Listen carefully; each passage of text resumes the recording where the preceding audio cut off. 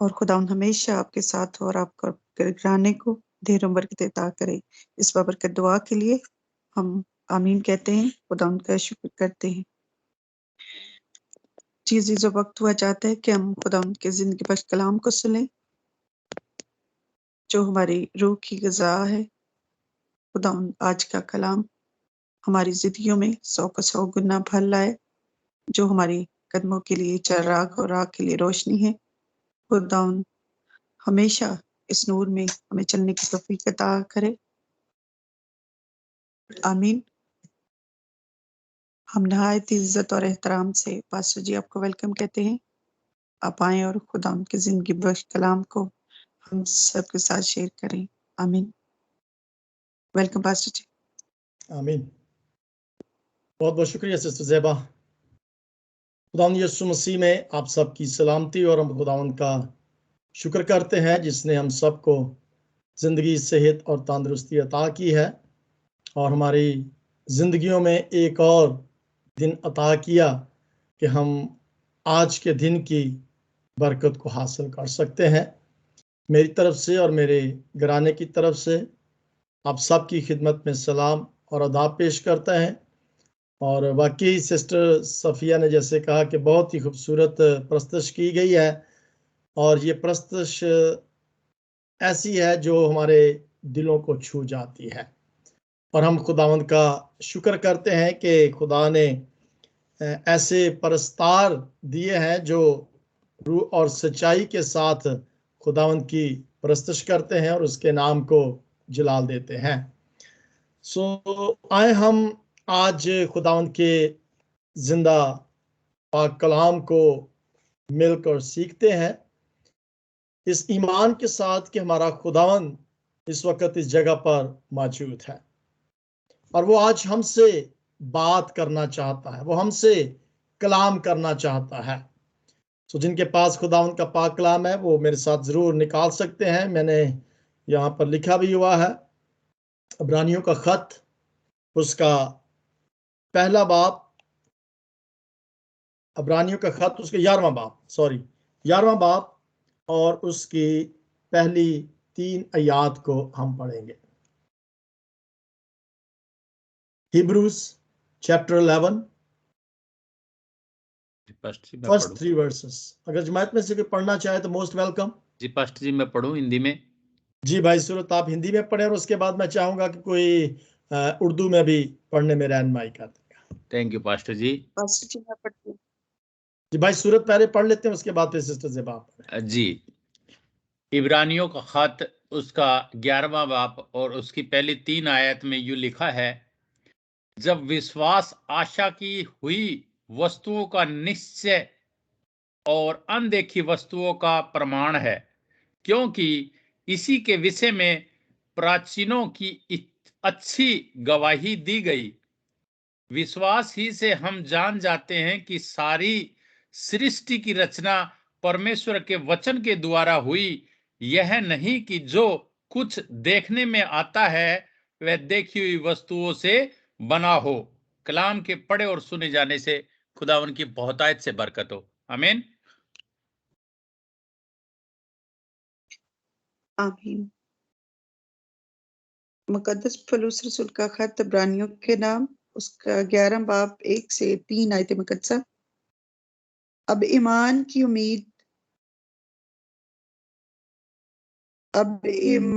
उम्मीद की हुई चीजों का एतमाद और उन अनदेखी चीजों का सबूत है, क्योंकि उनकी बाबत बुजुर्गों के हक में अच्छी गवाही दी गई। ईमान ही से हम मालूम करते हैं कि आलिम खुदा के कहने से बने हैं, ये नहीं कि जो कुछ नजर आता है ज़ाहरी चीजों से बना हो। पाकलाम का पढ़ा और सुना जाना हम सब के लिए बाइस बरकत हो। खुदा का शुक्र हो। आमीन। आमीन आमीन। बहुत बहुत शुक्रिया भाई सूरत और सिस्टर ज़ेबा। खुदावंद आपको कसरत से बरकत अता करे। आज का हमारा जो उन्वान है या टाइटल या मजमून है, मैं एक मजमून को या टाइटल को इसलिए आपके साथ बयान करता हूं ताकि हमें एक सिमत मिल जाए कि आज का कलाम जो है वो किस टॉपिक पर है और किस चीज को हमने मद्देनजर रखकर उस कलाम को पढ़ना है या सुनना है। सो हमारा आज का जो पैगाम है या टॉपिक है वो है कामयाब जिंदगी।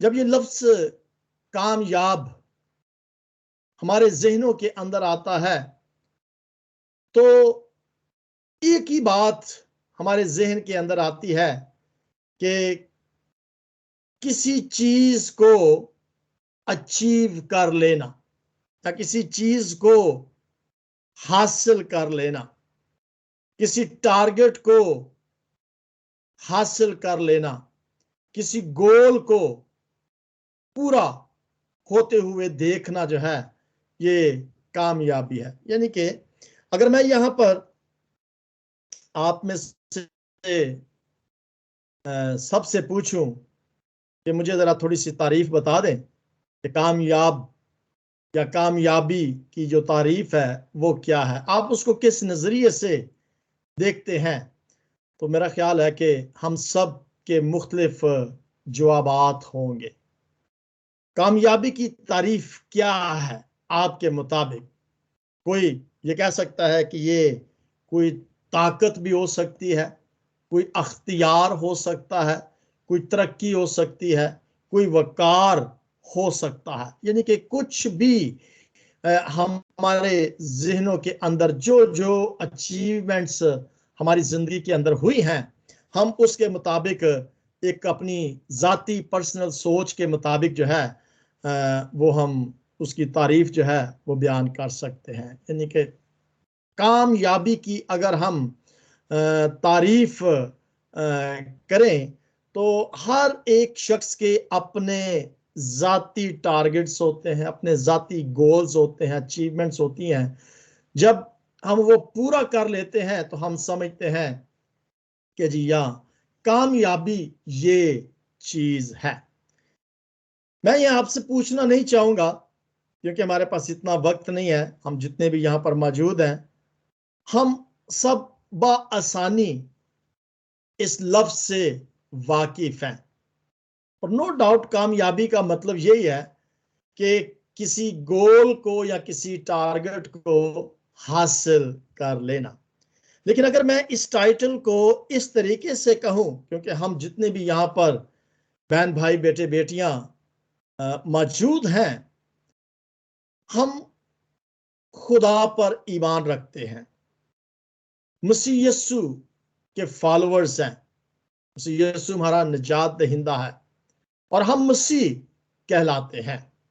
अगर मैं ये कहूं कि कामयाब मसीही जिंदगी क्या है या कामयाब मसीही जिंदगी किसको कहते हैं, लेकिन आज हम खुदावंद के जिंदा पाक कलाम में से मैं भी और आप भी, हम सब मिलकर ये सीखना चाहेंगे कि खुदा किस नजरिए के साथ या किस नुक्ता नजर के साथ एक मसीही शख्स को कामयाब होते हुए देखता है। यानी कि हमारा सोचने का जो दायरा है वो शायद फर्क हो, लेकिन मसीह यस्सु का नुक्ता नजर हमारे एस्पेक्ट से मुख्तलिफ है। खुसूसी तौर पर जब खुदा हम मसीहों को देखता है, हम बिलीवर्स को देखता है, हम ईमानदारों को या हम मसीह लोगों को देखता है, तो उसका नुक्ता नजर जो है वो डेफिनेटली हमारे ख्यालों से मुख्तलिफ होता है। सवाल यहां पर यह पैदा होता है कि वो कौन सी या कैसी कामयाबी है जो खुदा हम में देखना चाहता है। मेरा ख्याल है ये सवाल जो है ये बड़ा इजी सवाल होगा और ये सवाल आज मैं और आप हम सब खुद से ये पूछना चाहेंगे कि वो कौन सी चीज है या वो कैसी चीज है या वो कैसी कामयाबी है जो खुदा हम में देखना चाहता है। अब मिसाल के तौर पर अगर एक आम शख्स, जैसे मैंने पूछा कि हमारे जाती ख्यालात जो हैं वो मुख्तलिफ हो सकते हैं।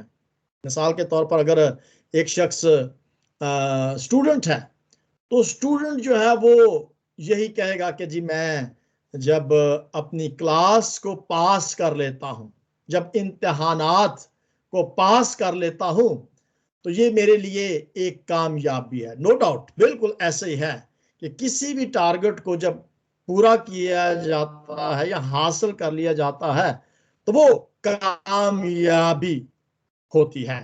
ये हमारा अपना एक नजरिया है, लेकिन हम आज खुदा के उस नुक्ता नजर को देखना चाहेंगे कि एक शख्स खुदा के नुक्ता नजर से किस तरह से ये बयान कर सकता है। और आज हम खुदा के उस नुक्ता नजर को देखना चाहेंगे। मिसाल के तौर पर अगर एक शख्स फुटबॉल टीम को अगर हम लेते हैं, क्योंकि जर्मन के अंदर फुटबॉल को बहुत पसंद किया जाता है, तो सिर्फ मालिक में भी, लेकिन मैं इसलिए मिसाल ये देना चाहता हूं, कोच जैसे एक क्रिकेट का कोच होता है और एक फुटबॉल टीम का कोच होता है, बल्कि मैं ये कहूंगा कि हर एक गेम का एक ट्रेनर होता है, एक कोच होता है जो पूरी की पूरी टीम को असलाह देता है, उसको ट्रेनिंग देता है, इंस्ट्रक्शंस देता है, ताकि वो उस खेल को विन कर सके, जीत सके। सो इसी नुक्ते नजर के मुताबिक आज हम खुदा के जिंदा पाक कलाम में से देखना चाहेंगे सबसे बड़ी कामयाबी। अब हम नुक्ता नजर जो गौर के अंदर रखेंगे वो ये है कि खुदा हम मसीहों के अंदर कैसी कामयाबी देखना चाहता है, यानी कि एक सबसे बड़ी कामयाबी जो खुदा हम में देखना चाहता है। मैं जब ये इश्तिहार बनाया था और मैंने वॉइस ऑफ गॉड के पेज पर जब इस फ्लायर को भेजा, तो सिस्टर नसरीन हमारे साथ है स्वीडन से, उन्होंने लिखा कि वेरी इंटरेस्टिंग सब्जेक्ट है, बहुत इंटरेस्टिंग जो है ये इंपॉर्टेंट मैसेज होगा या बहुत इंपॉर्टेंट टाइटल है कि एक कामयाब मसीही जिंदगी को कैसे गुजारा जाए। और खुदा ये चाहता है कि हर एक ईमानदार बिलीवर या मसीह की जिंदगी जो है वो कामयाब होनी चाहिए। अब मैंने जरा थोड़ी देर के लिए इस चीज पर, मैं अब जब बाहर गया था वॉक पर, तो मैं इस चीज के बारे में सोच रहा था कि बाइबल के अंदर लफ्ज कामयाब शायद 20 या 30 मर्तबा आया हो, लेकिन इंग्लिश के अंदर जो लफ्ज आता है वो सक्सेसफुल आता है, सक्सेस, कामयाबी। लेकिन बाइबल के अंदर जब मैंने इसी लफ्ज का ट्रांसलेशन को देखा, सक्सेस इंग्लिश में आ गया और उर्दू के अंदर जब ये लफ्ज आया तो वहां पर ज्यादा मुबारक लिखा गया था।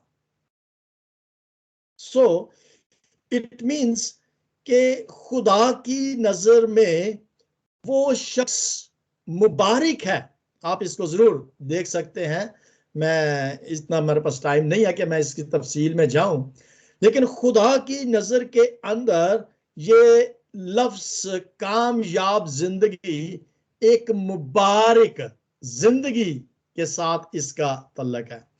अब खुदा के नुक्ते नजर के मुताबिक एक शख्स की मुसलसल ख्वाहिश उसके बुलाए जाने के मकसद में चलना है, यानी कि हमारी जिंदगियों के लिए उन मकासद को पूरा करने की कोशिश को जारी रखना जो है ये खुदा के नुक्ता नजर के अंदर कामयाबी है। और हम सब इस बात को जानते हैं कि हमारा इस जमीन पर जिंदा रखने का जो खुदा का मकसद है, अगर उस मकसद को हम अपनी जिंदगी से मुसलसल पूरा करने की कोशिश करते हैं तो हम उसकी नजर के अंदर या उसके नुक्ते के मुताबिक मसीही जिंदगी गुजार रहे हैं। यानी मकासद को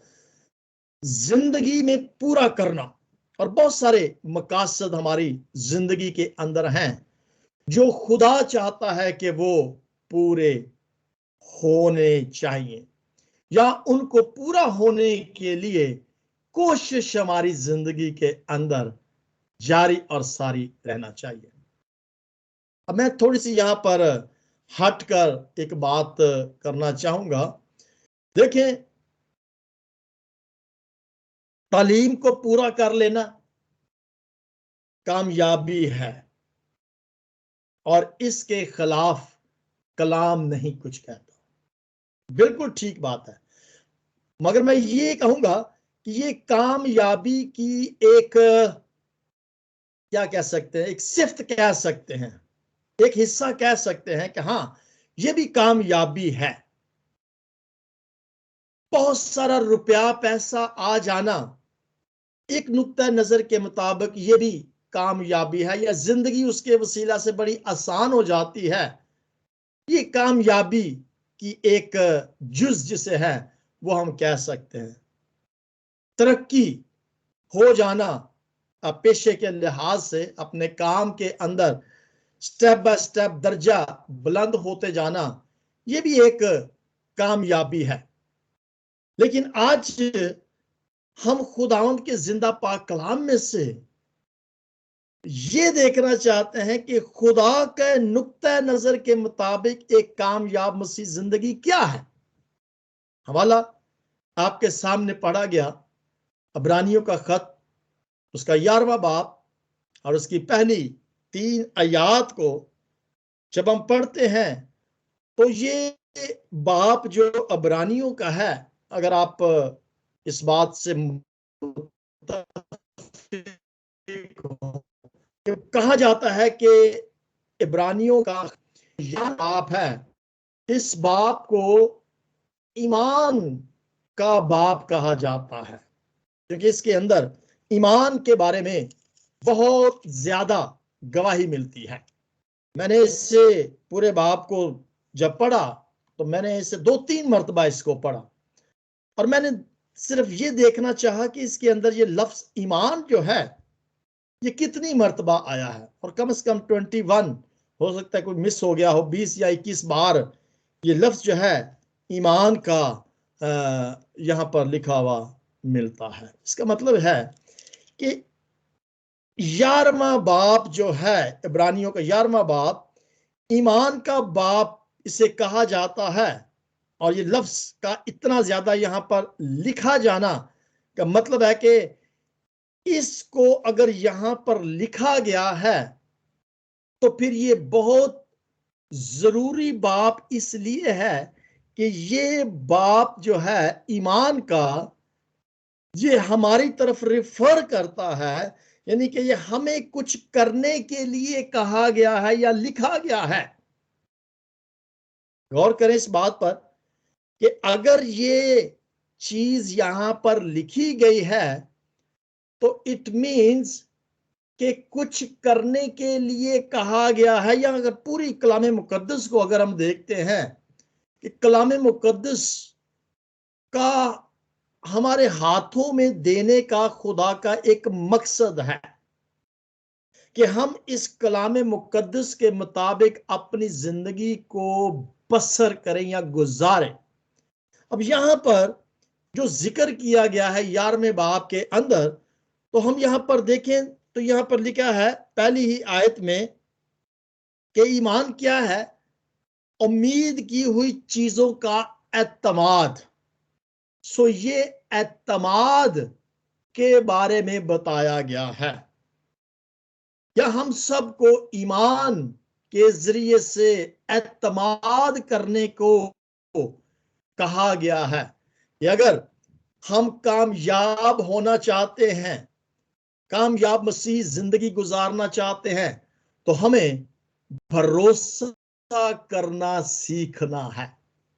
बहुत सारे ऐसे लोग हैं जो यकीन एक दूसरे पर नहीं रखते, भरोसा नहीं रखते, एतमाद नहीं रखते। ठीक है, तो यहां पर जैसे ये जिक्र किया गया है कि इत्माद अनदेखी चीजों का सबूत है, और फिर तीसरी आयत के अंदर हम देखें तो वहां पे लिखा है ईमान से हम मालूम करते हैं कि आलम खुदा के कहने से बने।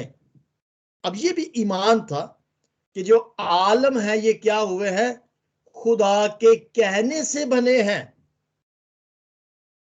बहुत सारे ऐसे लोग इस दुनिया के अंदर हैं जो इस बात पर यकीन नहीं रखते कि खुदा के कहने से ये दुनिया जो है, कायनात जो है, ये वजूद में आई है। वो साइंसी तरीके से और मुख्तलिफ किस्म की चीजें जो हैं वो बयान करते हैं कि दुनिया किस तरह से वजूद में आई है। अब ये ईमान था और कहा गया कि खुदा के कहने से दुनिया जो है, कायनात जो है, वो वजूद में आई। और फिर आगे इसको हम अगर देखते जाएं तो बहुत सारी बातें जो हैं ईमान के बारे में बताती हैं, या लिखा गया है कि ईमान से उसने इस चीज पर यकीन किया। इब्राहिम के बारे में लिखा गया है, इसहाक के बारे में लिखा गया है, याकूब के बारे में लिखा गया है, और हनूक के बारे में लिखा गया है। तो ये तमाम की तमाम बातें अगर लिखी गई हैं तो ऐसा उन लोगों ने जिनका ईमान खुदा पर था, उन्होंने ऐसा किया। गो कि वो आज इस वक्त हमारे हमें देख नहीं रहे, ठीक है, लेकिन उस वक्त उन्होंने ऐसा किया था जिसका जिक्र यहां पर हमें मिलता है। और अगर यहां पर यह जिक्र किया गया है कि उस शख्स ने या उन ईमानदारों ने ऐसा किया था, और लिखने का जो मकसद है वो यही है कि वो चाहता है कि आज हम भी उसी तरह से अपनी जिंदगी को गुजारें, इसी तरह से गुजारने के लिए कलाम मुकद्दस के अंदर उनका जिक्र किया गया है। मेरे अजीजों, ये बिल्कुल इसी तरह से है कि जैसे किसी टीम का एक कोच बनाया जाता है, तो उसको कोच क्यों बनाया जाता है? क्योंकि वो किसी वक्त उस गेम को खेलता था, एक खिलाड़ी था, और वो कामयाब हुआ कि उसने अपने कोच की बात को माना। जब वो अपने कोच की बात को माना उसने, और वो कामयाब हुआ अपनी टीम के अंदर, और फिर ऐसा बताया उसको किसी और का कोच मुकर्रर कर दिया गया, ताकि वो अपने उस तजर्बे से, अपनी उस एफर्ट से, जो भी मेहनत और मुशक्कत उसने की, अपने उस तजर्बे को दूसरों के लिए, उनकी हौसला अफजाई के लिए, उनको अपने वो तमाम के तमाम तजर्बात को बताए, ताकि वो भी उसकी तरह एक कामयाब मसीही जो हैं वो बन सके, कामयाब खिलाड़ी जो हैं वो बन सके। सो मैं समझता हूं कि इसीलिए आज इन लोगों की गवाहियां यहां पर लिखी गई हैं। ये लफ्ज आपने देखा कि यहां पर लिखा हुआ है कि बुजुर्गों के हक में अच्छी गवाही दी गई, कि ये वो तमाम के तमाम ईमानदार बुजुर्ग थे जिनकी गवाहियां यहां पर लिखी गई हैं कि हाँ, उन्होंने अपने उस प्रेजेंट वक्त के अंदर ऐसा ऐसा किया था। और अगर उन्होंने ऐसा किया और वो जिक्र यहां पर लिखा गया, और ये अब जिक्र जो किया गया है ये मेरे और आपके लिए लिखा गया है, बयान किया गया है, कि हम भी उनकी तरह अपनी जिंदगी को इस जमीन पर गुजार सके। और जिस तरह से वो एक गवाह थे अपनी उस मसीही जिंदगी, तर्ज जिंदगी के बारे में, इसी तरह उनके लिखने का मतलब है कि हम भी आज प्रेजेंट लाइफ के अंदर उनकी तरह कामयाबी को हासिल कर सके। दुनियावी कामयाबी का मेयार कुछ और हो सकता है, लेकिन खुदा की नजर में कामयाबी जो है वो ये है कि उसके लिए मरना और उसके लिए जीना, living and dying for him, उसके लिए, क्योंकि हम मसीह हैं, ईमानदार है, और हमारा मरना जीना जो है वो मसीह यीशु के लिए है। अगर इब्रानियों का खत उसका पहला 12वां बाब और उसकी पहली आयत को देखें तो वहां पे लिखा है, पस जबकि गवाहों का ऐसा बड़ा बादल हमें घेरे हुए है, तो आओ हम भी हर एक बोझ और उस गुनाह को जो हमें आसानी से उलझा देता है दूर करके उस दौड़ में क्या करें, सब्र से दौड़े जो हमें दरपेश है। मेरा ख्याल है कि ये आयत आपको समझ आ गई होगी, लेकिन मैं इसे अपनी समझ के लिए जरा थोड़ा सा और आसान बनाना चाहता हूं। इसका मतलब यह है कि आज के इस दौर के अंदर बहुत सारी उलझने हैं जो हमें परेशान किए हुए हैं। जॉब की परेशानी हो सकती है, रुपए पैसे की कमी की परेशानी हो सकती है, रिश्ते अज़दवाजी जिंदगी की परेशानी हो सकती है, कुछ भी दुनियावी परेशानियां हैं जिन्होंने हमें आज घेरा हुआ है। और यहां पे लिखा है कि जबकि गवाहों का ऐसा बड़ा बादल हमें घेरे हुए है, तो हमने क्या करना है कि उन तमाम परेशानियों को, उन तमाम बोझों को, उन तमाम उलझनों को जो हमें आसानी से घेर लेती हैं, लिखा है कि ये बोझ क्या है, ये गुनाह है। आज बहुत सारे गुनाहों ने हमें परेशान किया हुआ है। उलझन का मतलब है कि परेशान किए हुए हैं। वो कहता है कि उन तमाम उलझनों को, उन तमाम परेशानियों को, उन तमाम बोझों को, उन तमाम गुनाहों को जो हमें परेशान किए हुए हैं, हमें उनसे दूर होना है, जो हमें उलझन में डाल देती हैं। हमें उनसे दूर करके क्या करना है, एक ही दौड़ है, एक ही रेस है, उस रेस के अंदर बड़े सब्र के साथ दौड़ना है जो हमें दरपेश है। मेरे अजीजों, आज हमारी जिंदगियों के अंदर बहुत सारे ऐसे गुनाह हैं, बहुत सारे ऐसे उलझने हैं, बहुत सारी ऐसे परेशानियां हैं जो हमें घेरे हुए हैं। हमें उन परेशानियों को अपनी जिंदगी से दूर करना है। और मैं आपके टाइम हुआ तो जरूर बताऊंगा कि हम उसे दूर कैसे कर सकते हैं, लेकिन मैं सिर्फ इस आयत के मुताबिक बताना चाहता हूं कि अपने बोझ को भूल जाओ।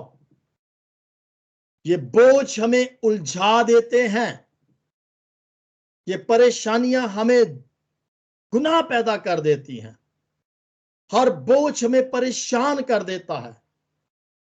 एक ही बात को याद रखें कि हमने उन परेशानियों को दूर करना है और उस दौड़ के अंदर बड़े सब्र के साथ दौड़ना है। रफ्तार कम हो सकती है, लेकिन अपने अंदर एक सब्र को पैदा करना है। ईमान की दौड़ में दौड़ते चले जाना है। ईमानदारों की गवाहियों को हमने जहन के अंदर रखना है कि वो किस तरह से ईमानदार थे और वो अपने ईमान के अंदर यहां तक खड़े रहे कि अगर उनको अपना कुछ देना भी पड़ता था तो वो उसको देने के लिए देर नहीं करते थे। इब्राहिम की मिसाल को हम देखते, ईमानदारों का बाप है, कहा कि अपने बेटे को कुर्बान कर दे, और उसने अपने बेटे की परवाह नहीं की, बल्कि वो ईमान पर खड़ा रहा, उस खुदा के साथ वफादार रहा, और उसने उसको भी देने के लिए कोई परेशानी न उठाई।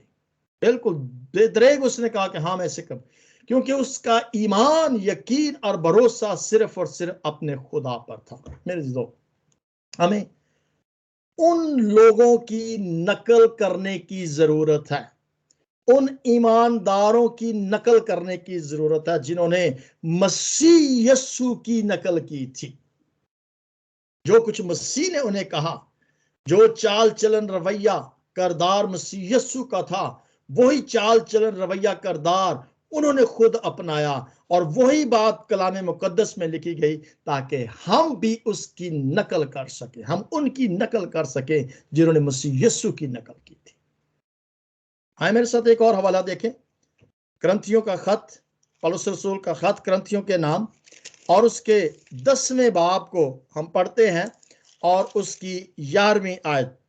फर्स्ट करंथियन चैप्टर 10 एंड वर्स 11 को पढ़ें। कहता है कि ये बातें उन पर इब्रत के लिए वाकया हुई, ये बातें उनके लिए इब्रत के लिए वाकया हुई, और हम आखिरी जमाने वालों के लिए नसीहत के वास्ते लिखी गई। और ये बिल्कुल वाज़ेह बात होगी साहब, ये बातें हमारी नसीहत के लिए है। और आज अगर हम किसी को कोई नसीहत करें तो अगुवाने काट दे, ठीक ऐसे ही होता है ना। वो उस नसीहत पर अमल नहीं करना चाहता, वो उस कामयाबी को देखता है जो दुनियावी तरीके से है। बड़ी खूबसूरत आयत है। ये बातें उनके लिए तो इबरत के लिए लिखी गई थी ना, वाकया हुई, हमारे आखिरी जमाने वालों के लिए, हमारे लिए नसीहत के वास्ते लिखी गई हैं। मैं समझता हूं कि अगर हम उन बातों पर, उन इंस्ट्रक्शंस पर जो कलाम मुकद्दस में हमारे लिए लिखी गई हैं, उनको पूरा करने के लिए मसलसल कोशिश में रहते हैं, दौड़ में रहते हैं, दौड़ते चले जाते हैं, खुदा के मकसद को अगर हम अपनी जिंदगी के अंदर कामयाब होना चाहते हैं तो उनको हमने अपनी जिंदगी से मसलसल पूरा होने के लिए कोशिश करते रहना चाहिए। मेरे अजीजों, एक डायरेक्शन इस कलाम में दी गई है, एक हदायत इस कलाम में दी गई है, एक रास्ता इस कलाम में दिया गया है। ये गवाह हमें बेशक देख नहीं रहे, लेकिन मेरे अजीजों, ये गवाह उस वक्त मसीह यीशु की इंस्ट्रक्शन को वफादारी के साथ खुदा के मकसद को पूरा कर रहे थे, इसलिए तो उनको मुबारक कहा गया है, कामयाब कहा गया। बाइबल के अंदर ये कामयाबी का लफ्ज जो है ना, इसको मुबारक कहा गया है। इसलिए तो आज उनका जिक्र किया गया है कि ये गवाह थे, ये इस बात के गवाह है कि इन्होंने ऐसा किया, और उनकी गवाही आज हमारे लिए नसीहत का बायस बन रही है। आए मेरे जीजों, ये बातें हमारे हौसला के लिए है, हमारी कामयाबी के लिए, इनकरेजमेंट के लिए है। अपने नहीं, अपने आप को खुदा के हजूर में रखने की जरूरत है। कलाम में लिखा है कि ये करना है, ये नहीं करना, ऐसा करना है, ऐसा नहीं करना, क्योंकि उन्होंने ऐसा किया इसलिए लिखा गया है, उन्होंने ऐसा नहीं किया इसलिए लिखा गया है। और यही बात आज हमें बताई जा रही है कि हमने क्या करना है और कैसे करना है, क्योंकि वो कामयाबियों पर गालिब आए, अबलीस पर गालिब आए, और नाकामियों पर वो उन्होंने गलबा हासिल किया और कामयाबी को उन्होंने हासिल किया। एक और हवाला देखें इब्रानियों के खत के अंदर, उसके 6 बाब के अंदर और उसकी 2 आयत के अंदर। इब्रानियों 6 बाब और उसकी कौन सी आयत है, 6 बाब और उसकी 12वीं आयत को देखिए क्या लिखा हुआ है। हिब्रूज चैप्टर 6 वर्स 12, ताकि तुम सुस्त ना हो जाओ, बल्कि उनकी मानद बनो जो ईमान और तहम्मुल के बायस वादों के वारिस हुए हैं, वारिस होते हैं। सुस्त ना हो जाओ। कई दफा हम चलते चलते दौड़ते दौड़ते सुस्त हो जाते हैं, हमारी रफ्तार सुस्त हो जाते हैं, हम कम हो जाते हैं और हम ईमान से डामाडोल हो जाते हैं। और वो फरमाता है कि सुस्त ना हो जाओ और उनकी मानद बनो जो ईमान के अंदर क्या करते, बड़े तहम्मुल के साथ, बड़े सब्र के साथ क्या करते थे, वादे जो खुदा ने किए हैं उन पर यकीन रखते थे। चलो आज नहीं तो कल जो उसका वादा है वो पूरा होगा। और हम क्या कहते हैं कि नहीं, हुणे ही पूरा होना चाहिए, मैं हुणे दुआ की थी, हुणे पूरा हो जाए। नहीं मेरे जो सब्र, सुस्त रफ्तार में चलते रहे, सब्र के साथ चलते रहे। घबराने की जरूरत नहीं है, परेशान होने की जरूरत नहीं है। परेशानी गुनाह पैदा करती है और हमने उस दौड़ में सब्र के साथ दौड़ते चले जाना है। यहां पर एक लफ्ज मैंने पढ़ा था, कौन सा बाप था ये, 11वां बाप ही था। हाँ जी, यहां पर एक लफ्ज मैंने पढ़ा था 11वें बाबा, उसकी 12 आयत के अंदर मुझे याद आ गया। यहां पे लिखा, उस गुनाह को जो हमें आसानी से उलझा देता है दूर करके उसे ले असाइड करना है।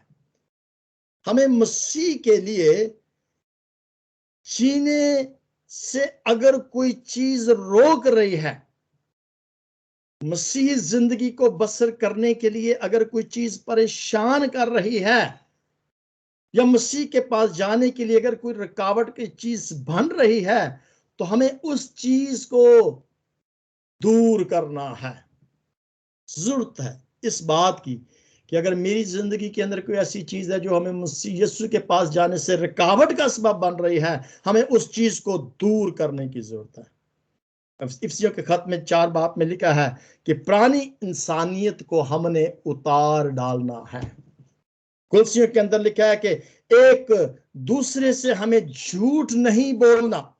ग्रंथियों के खत में लिखा है, चलिए हम इस हवाले को जरूर पढ़ते हैं क्योंकि बहुत सारे हवाले मैं पढ़ना नहीं चाह रहा था क्योंकि हमारे पास टाइम नहीं है। ये देखें, दूसरा ग्रंथियों उसका 6वां बाब, दूसरा ग्रंथियों उसका 6वां बाब और उसकी 17वीं आयत को हम पढ़ते हैं।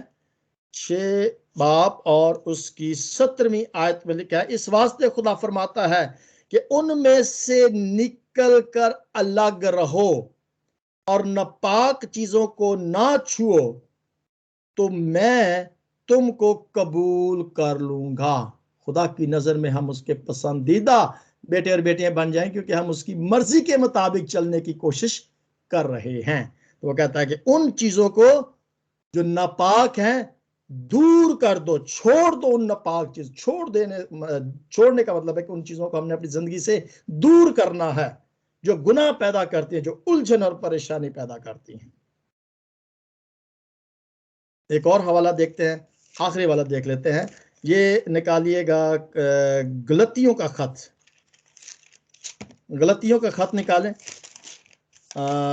मैंने निशान नहीं असल में लगाए हुए जिसकी वजह से मुझे थोड़ी सी परेशानी हो रही है। गलतियों 6 बाब देखें और उसकी 9वीं आयत को, 6 बाब और उसकी 9वीं आयत में लिखा है, हम नेक काम करने में हिम्मत ना हारें। हम नेक काम करने में क्या करें, हिम्मत नहीं हार, सुस्त नहीं होना, क्योंकि अगर बेदिल ना होंगे तो ऐन वक्त पर काटे जाएंगे, ऐन वक्त पर काटेंगे। अगर हम बेदिल नहीं होंगे, यानी कि कहते ना लापरवाही कर देना, सुस्ती कर देना, काहली कर देना, बेदिल हो जाना, उकता जाना, छोड़ देना, तो फिर हम क्या करेंगे, कहता है कि ऐन वक्त पर काटेंगे।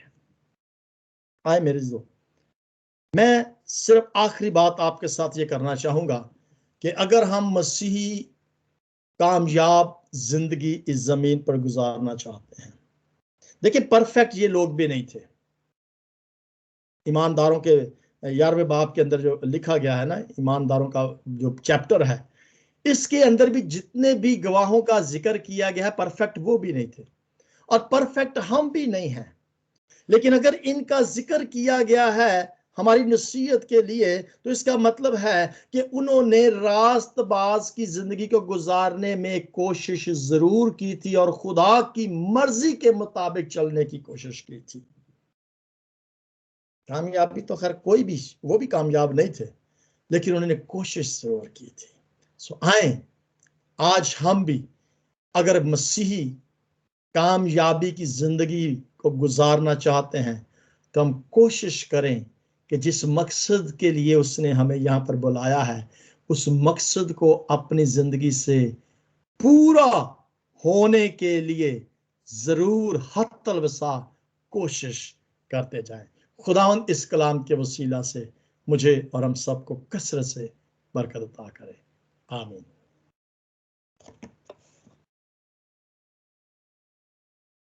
आमीन। थैंक यू पास्टर जी इस बरकत